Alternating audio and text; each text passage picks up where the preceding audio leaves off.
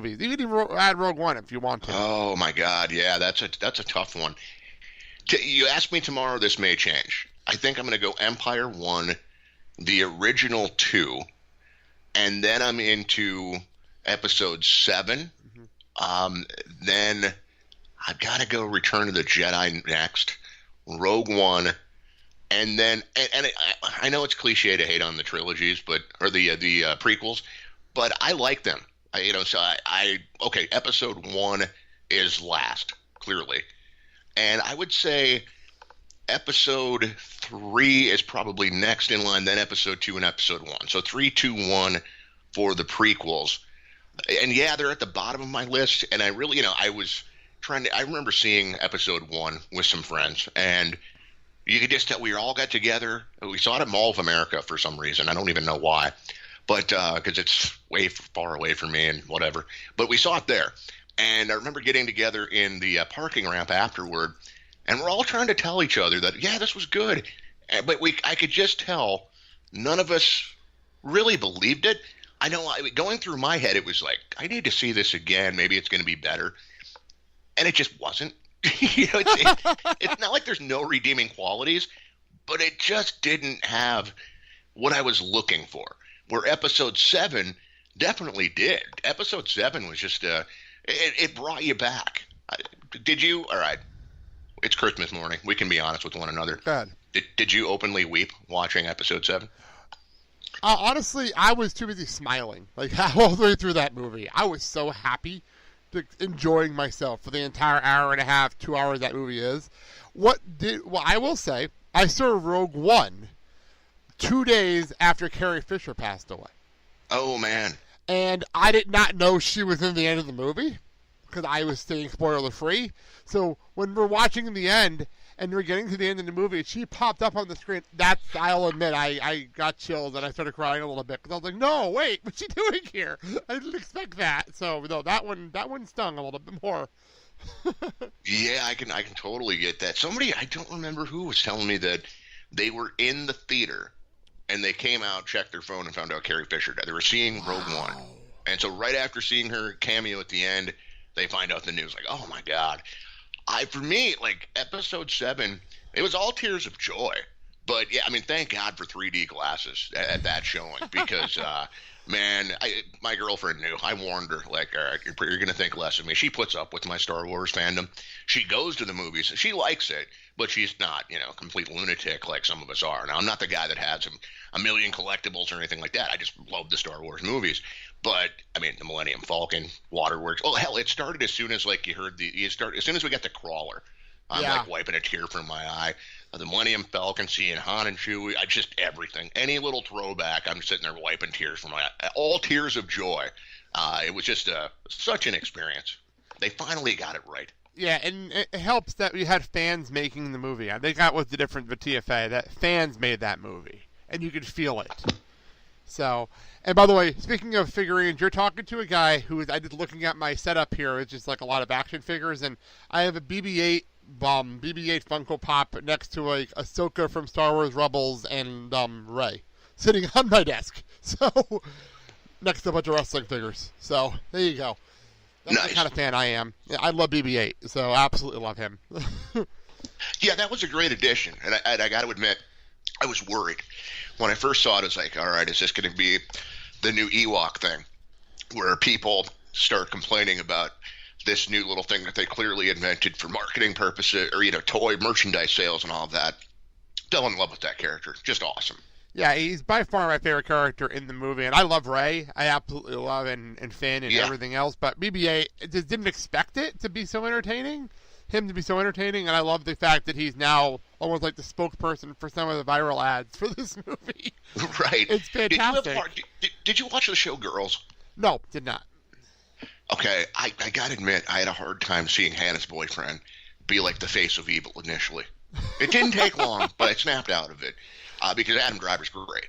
But yeah, initially I'm like, it wasn't so much during the movie, I'd kind of accepted it, but leading up to it, I'm just like, Hannah's boyfriend is like the face of evil? That doesn't really work for me. Hannah should be the face of evil. That's I don't watch Girls, but I know a lot of people were saying that when it came to that. Where it's like I tried to watch Girls, and then I had to. God bless her. At first, it was like good for her for showing the goods, and she's not going to be all caught up in you got to look a certain way to do that. And then by like 2 seasons in, I'm like, okay, we get it. We've seen them. You can put them away now. Enough's enough. That is really funny. I'm not gonna lie. That made me laugh.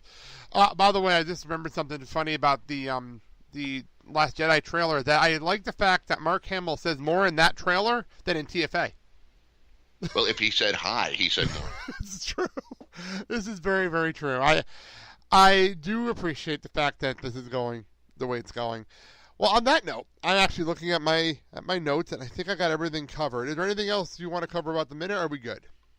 I think we're good. I mean, if there's, I'm happy to chat Star Wars all day long. You know me, but it is Christmas morning, and I'll get my dog Ada out of her elf outfit and get her into the Yoda shirt that she has. Of course, that works.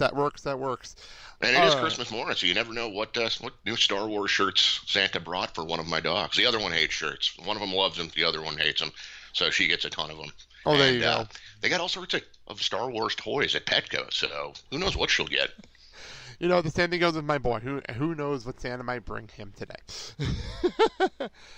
All right. On that note, let me wrap up the show. Our show, part of the Filling the Void Podcast Network. We are everywhere, and the boss would kill me if I don't immediately plug Speaker Radio. But we're at iHeart, Apple Podcasts, Google Play, Stitcher, Player FM, TuneIn Radio. We're everywhere you can find this show, and I want everyone to do me a favor on Christmas morning and rate and review the show, and make sure you give us some love, and more people will find us to listen to this.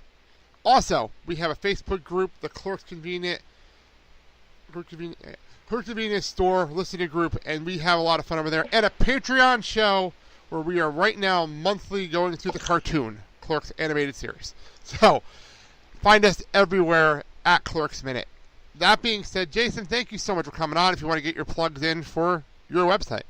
Yeah, I'll just make it very simple. Visit ProWrestling.net. If you want to follow me on Twitter, at ProWrestlingNet. But yeah, obviously, if you're a pro wrestling fan, we cover the industry very closely. We also have a members version of the site.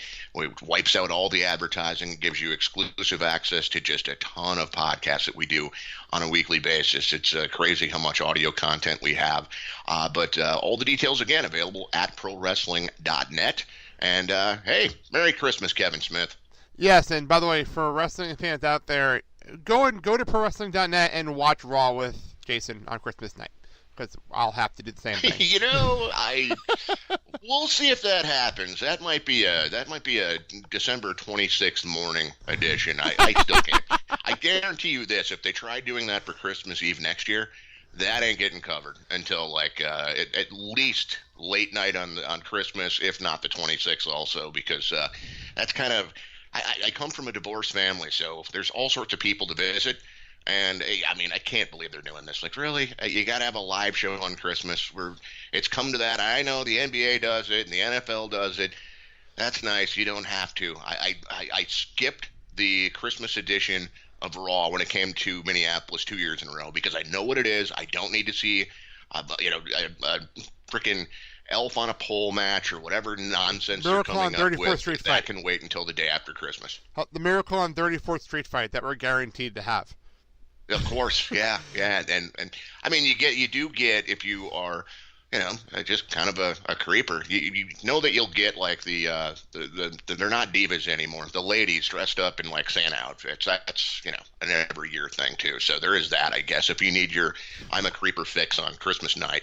What's funny is I don't understand why they don't pre-record like they did a few years ago. I think it was the year that they joke around. My son loved this episode of Raw. I watched it with him last year because he never saw it. Was John Cena saving Christmas? When they had like Alberto Del Rio run over Santa Claus. It was absolutely ridiculous, but it was fun to watch. That's right. Oh my God. Well, this is the year that Vince McMahon ruined Christmas. Yes, but if they do that, I have no problem with the show like that because it's fluff and it's meant to be fun. But they're doing a live show. I don't get it. But anyway, that's a different rant for another time. That being said, thank you all for listening. Have a Merry Christmas and enjoy the rest of Star Wars week here On behalf of Kyle, who will be back with me on Wednesday's show, I'm Blake. Thank you for listening to Clerks Minute. Snorting weed, doing coke, drinking.